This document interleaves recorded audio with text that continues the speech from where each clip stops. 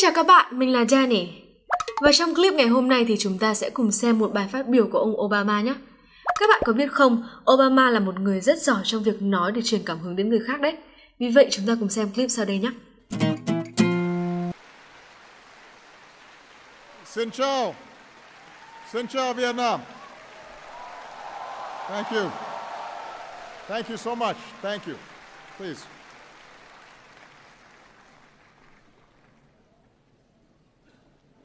To the government and the people of Vietnam, thank you for this very warm welcome and the hospitality that you've shown me on this visit. And thank all of you for being here today.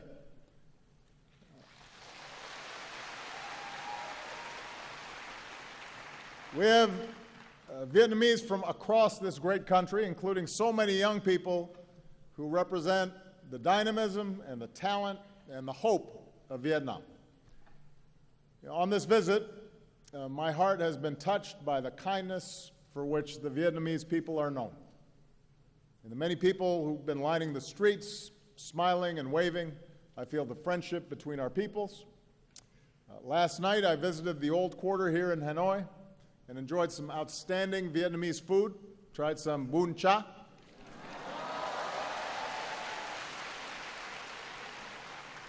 Drank some beer Hanoi. But I have to say, the busy streets of this city, I've never seen so many motorbikes in my life. So I haven't had to try to cross the street so far, but maybe when I come back and visit, you can tell me how.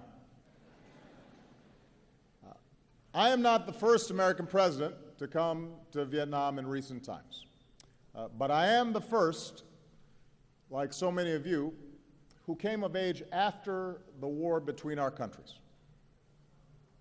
When the last U.S. forces left Vietnam, I was just 13 years old.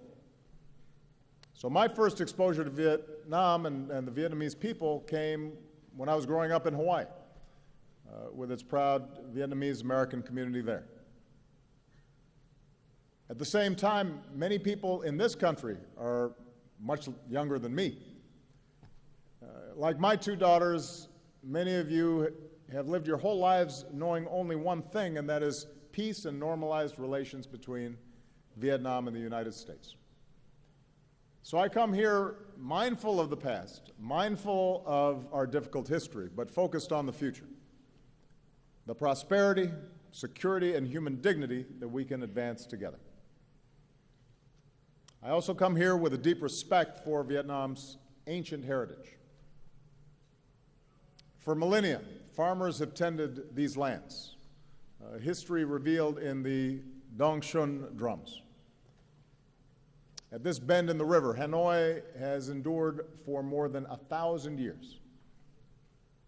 The world came to treasure Vietnamese silks and paintings, and a great temple of literature stands as a testament to your pursuit of knowledge.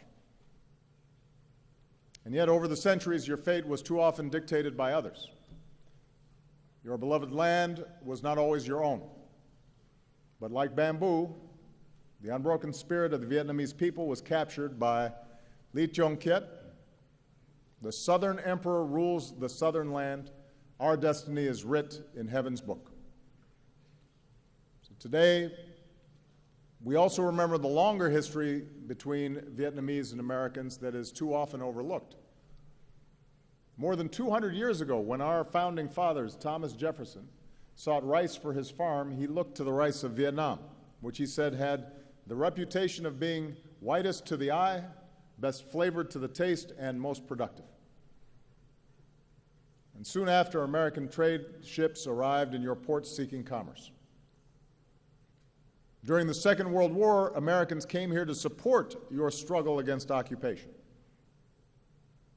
When American pilots were shot down, the Vietnamese people helped rescue them. And on the day that Vietnam declared its independence, crowds took to the streets of this city, and Ho Chi Minh evoked the American Declaration of Independence. He said, "All people are created equal. The Creator has endowed them with inviolable rights. Among these rights are the right to life, the right to liberty, and the right to pursuit of happiness. In another time, the profession of these shared ideals and our common story of throwing off colonialism might have brought us closer together sooner. But instead, Cold War rivalries and fears of communism pulled us into conflict. Like other conflicts throughout human history, we learned once more a bitter truth: that war, no matter what our intentions may be, brings suffering and tragedy. At your war memorial, not far from here, and with family altars across this country, you remember some 3 million Vietnamese soldiers and civilians on both sides who lost their lives. At our memorial wall in Washington, we can touch the names of 58,315 Americans who gave their lives in the conflict. In both our countries, our veterans and families of the fallen still ache for the friends and loved ones that they lost. Just as we learned in America that even if we disagree about a war, we must always honor those who serve and welcome them home with the respect they deserve, we can join together today, Vietnamese and Americans, and acknowledge the pain and the sacrifices on both sides. More recently, over the past 2 decades, Vietnam has achieved enormous progress, and today the world can see the strides that you have made. With economic reforms and trade agreements, including with the United States, you have entered the global economy, selling your goods around the world. More foreign investment is coming in, and with one of the fastest growing economies in Asia, Vietnam has moved up to become a middle-income nation. We see Vietnam's progress in the skyscrapers and high-rises of Hanoi and Ho Chi Minh City, new shopping malls and urban centers. We see it in the satellites Vietnam puts into space, and a new generation that is online, launching startups and running new ventures. We see it in the tens of millions of Vietnamese connected on Facebook and Instagram. And you're not just posting selfies, although I hear you do that a lot. And so far, there have been a number of people who have already asked me for selfies. You're also raising your voices for causes that you care about, like saving the old trees of Hanoi. So all this dynamism has delivered real progress in people's lives. Here in Vietnam, you've dramatically reduced extreme poverty, you've boosted family incomes, and lifted millions into a fast-growing middle class. Hunger, disease, child and maternal mortality are all down.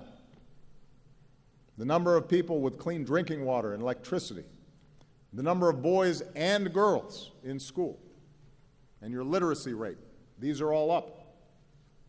So this is extraordinary progress. This is what you have been able to achieve in a very short time. And as Vietnam has transformed, so has the relationship between our two nations. We learned a lesson taught by the venerable Thich Nhat Hanh, who said, "In true dialogue, both sides are willing to change." In this way, the very war that had divided us became a source for healing. It allowed us to account for the missing and finally bring them home. It allowed us to help remove landmines and unexploded bombs, because no child should ever lose a leg just playing outside. Even as we continue to assist Vietnamese with disabilities, including children, we are also continuing to help remove Agent Orange, dioxins, so that Vietnam can reclaim more of your land. We're proud of our work together in Da Nang, and we look forward to supporting your efforts in Bien Hoa. Let's also not forget that the reconciliation between our countries was led by our veterans who once faced each other in battle. Think of Senator John McCain, who was held for years here as a prisoner of war. Meeting General Zat, who said our countries should not be enemies but friends. Think of all the veterans, Vietnamese and American, who've helped us heal and build new ties. Few have done more in this regard over the years than a former Navy lieutenant and now Secretary of State for the United States, John Kerry, who is here today. And on behalf of all of us, John, we thank you for your extraordinary efforts.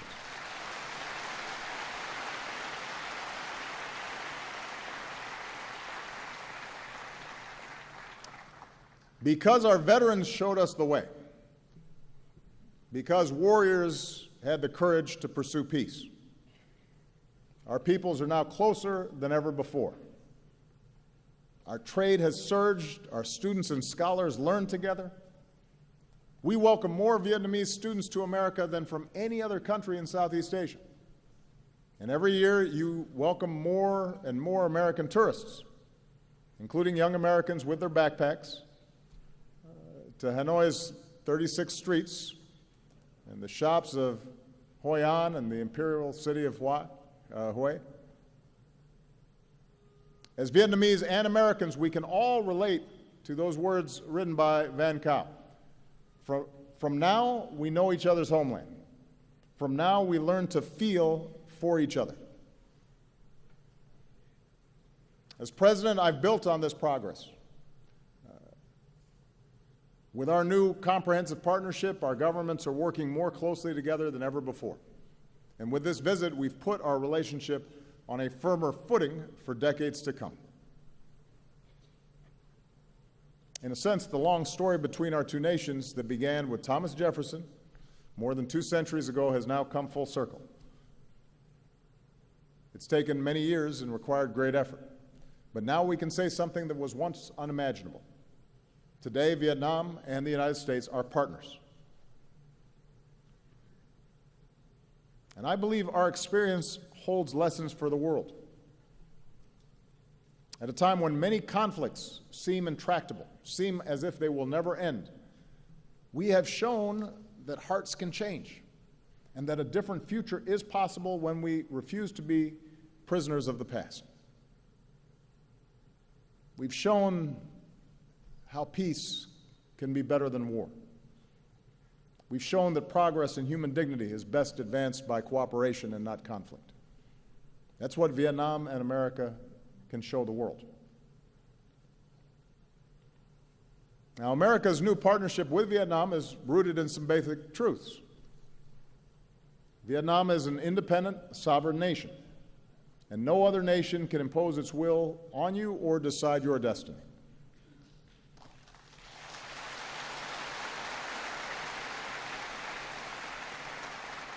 Now, the United States has an interest here. We have an interest in Vietnam's success.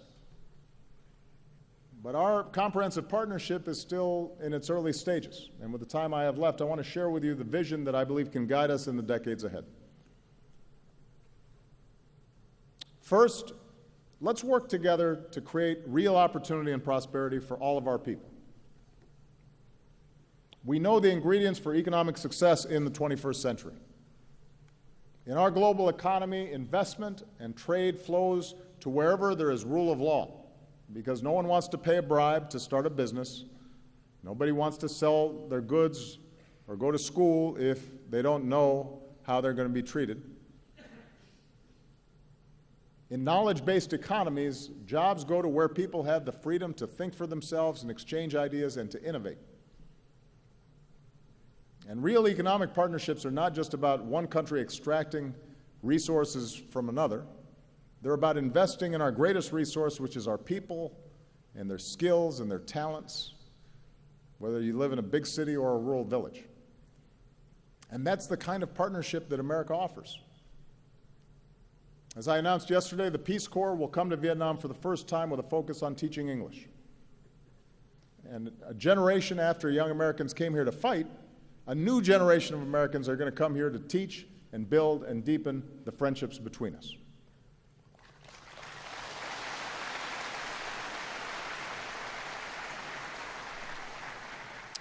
Some of America's leading technology companies and academic institutions are joining Vietnamese universities to strengthen training in science, technology, engineering, mathematics, and medicine.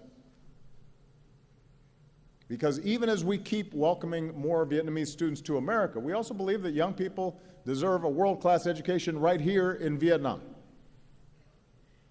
It's one of the reasons why we're very excited that this fall, the new Fulbright University Vietnam will open in Ho Chi Minh City, this nation's first independent nonprofit university, where there will be full academic freedom and scholarships for those in need.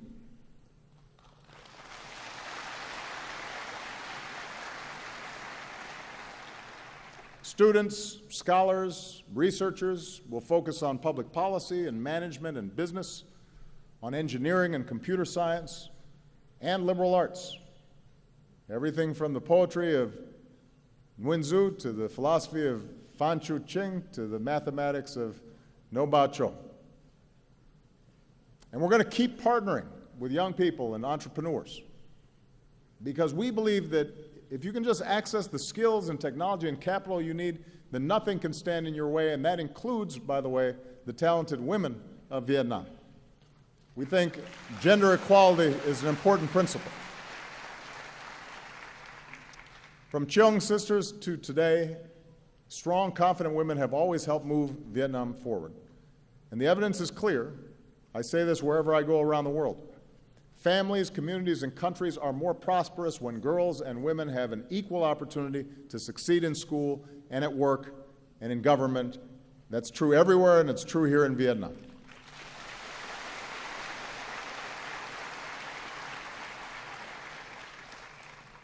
We'll keep working to unleash the full potential of your economy with the Trans-Pacific Partnership. Now, here in Vietnam, TPP will let you sell more of your products to the world, and it will attract new investment. TPP will require reforms to protect workers and rule of law and intellectual property. And the United States is ready to assist Vietnam as it works to fully implement its commitments. I want you to know that as President of the United States, I strongly support TPP because you'll also be able to buy more of our goods, made in America. Moreover, I support TPP because of its important strategic benefits. Vietnam will be less dependent on any one trading partner and enjoy broader ties with more partners, including the United States.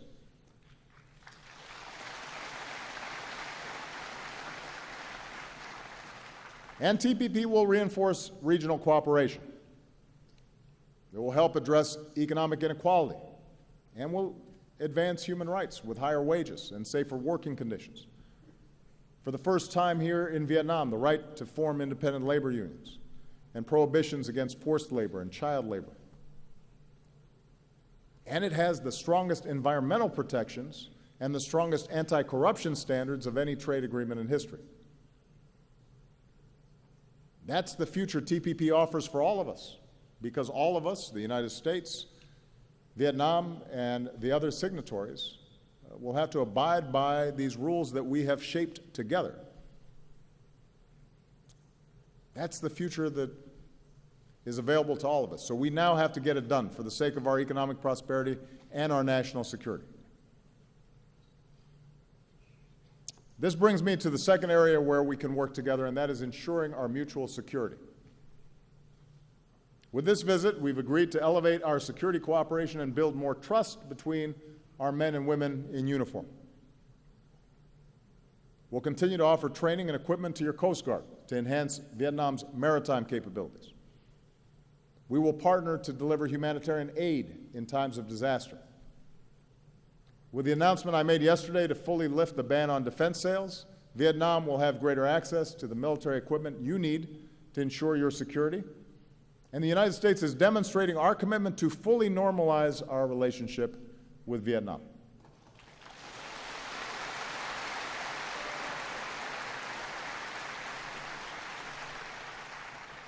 More broadly, the 20th century has taught all of us, including the United States and Vietnam, that the international order upon which our mutual security depends is rooted in certain rules and norms.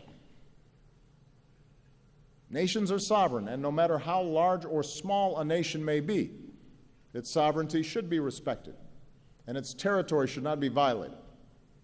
Big nations should not bully smaller ones. Disputes should be resolved peacefully.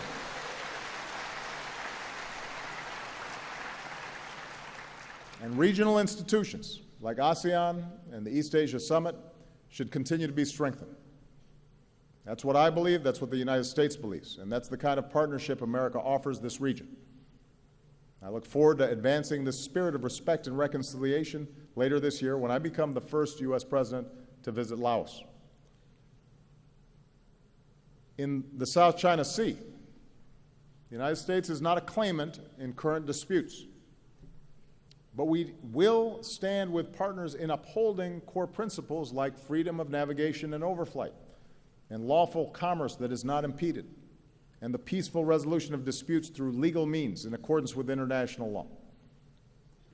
And as we go forward, the United States will continue to fly, sail, and operate wherever international law allows, and we will support the right of all countries to do the same.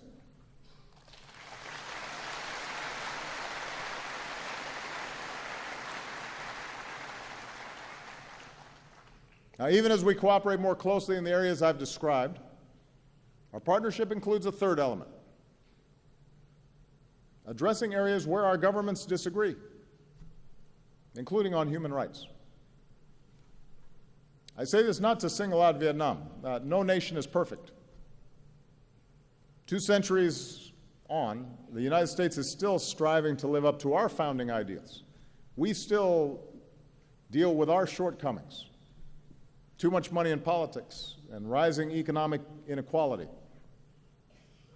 racial bias in our criminal justice system, women still not being paid as much as men doing the same job. We still have problems, and we're not immune from criticism. I promise you, I hear it every day.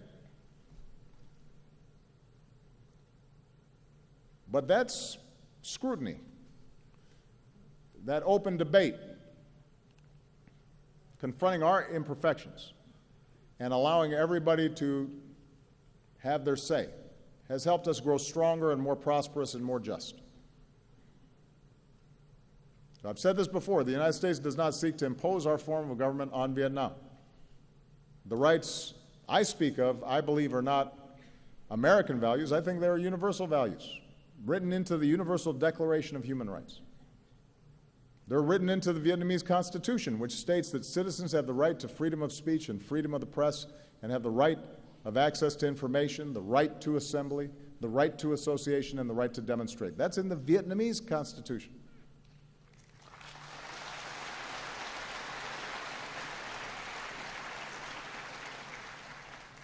So really, this is an issue about all of us, each country, trying to consistently apply these principles,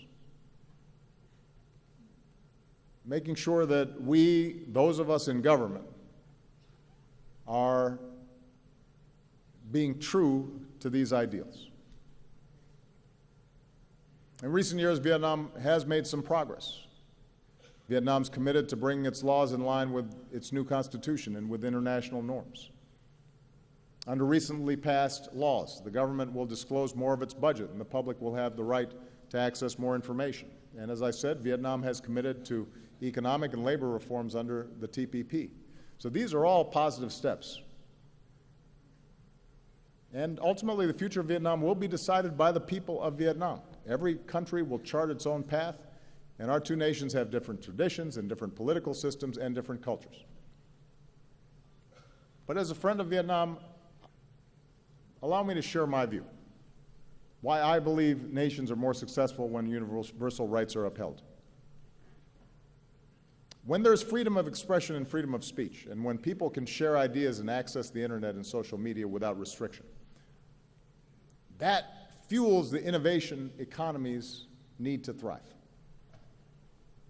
That's where new ideas happen. That's how a Facebook starts. That's how some of our greatest companies began. Because somebody had a new idea that was different, and they were able to share it.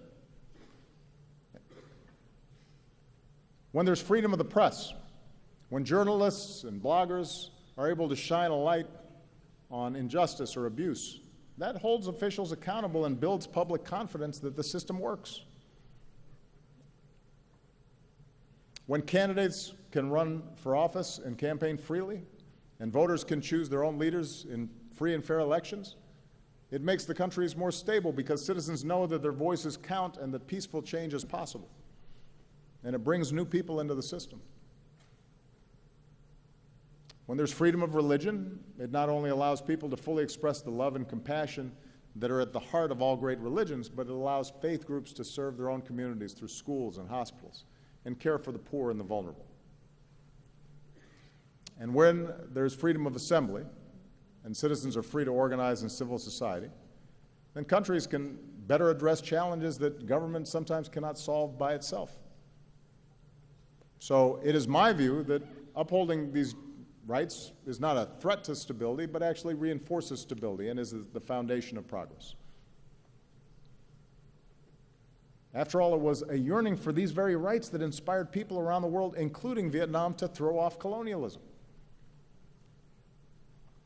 And I believe that upholding these rights is the fullest expression of the independence that so many cherish, including here, in a nation that proclaims itself to be of the people, by the people, and for the people. Vietnam will do it differently than the United States does. And each of us will do it differently from many other countries around the world. But there are these basic principles that I think we all have to try to work on and improve. And I say this as somebody who's about to leave office. So I have the benefit of almost 8 years now of reflecting on how our system has worked and interacting with countries around the world who are constantly trying to improve their systems as well. Now, finally, our partnership, I think, can meet global challenges that no nation can solve by itself. If we're going to ensure the health of our people and the beauty of our planet, then development has to be sustainable. Natural wonders like Ha Long Bay and Sun Dong Cave have to be preserved for our children and our grandchildren. Rising seas threaten the coasts and waterways on which so many Vietnamese depend. And so, as partners in the fight against climate change, we need to fulfill the commitments we made in Paris, and we need to help farmers and villages and people who depend on fishing to adapt and to bring more clean energy to places like the Mekong Delta.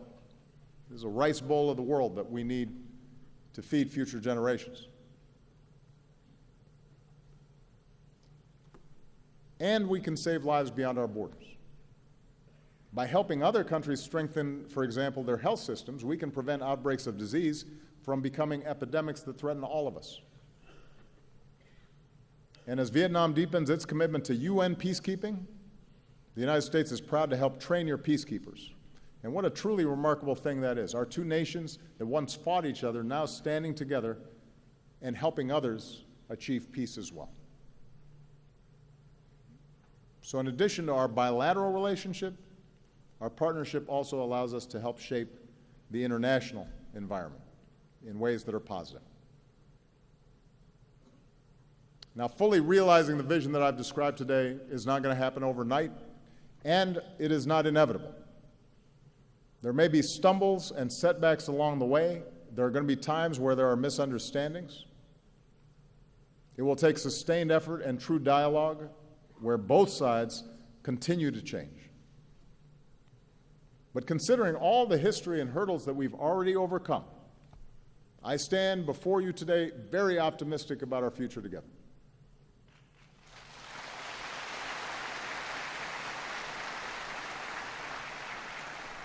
And my confidence is rooted, as always, in the friendship and shared aspirations of our peoples. I think of all the Americans and Vietnamese who have crossed a wide ocean, some reuniting with families for the first time in decades, and who, like Aten Com2 said in his song, have joined hands in opening their hearts and seeing our common humanity in each other.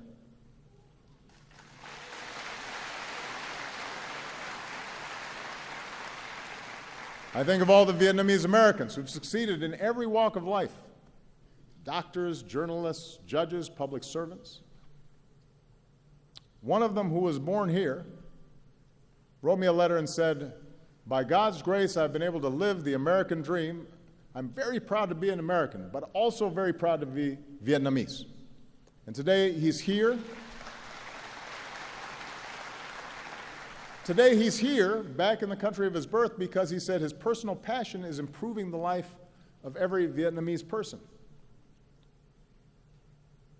I think of a new generation of Vietnamese, so many of you, so many of the young people who are here, who are ready to make your mark on the world.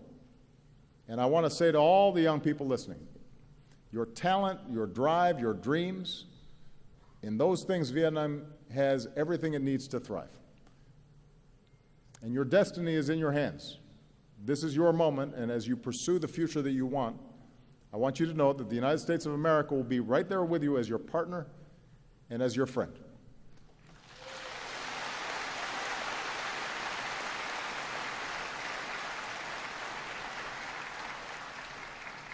And many years from now, when even more Vietnamese and Americans are studying with each other, innovating and doing business with each other, standing up for our security and promoting human rights and protecting our planet with each other, I hope you think back to this moment and draw hope from the vision that I've offered today.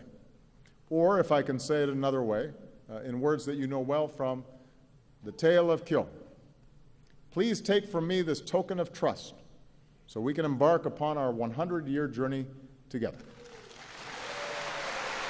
Kamun Chakban. Thank you very much. Thank you, Vietnam. Thank you.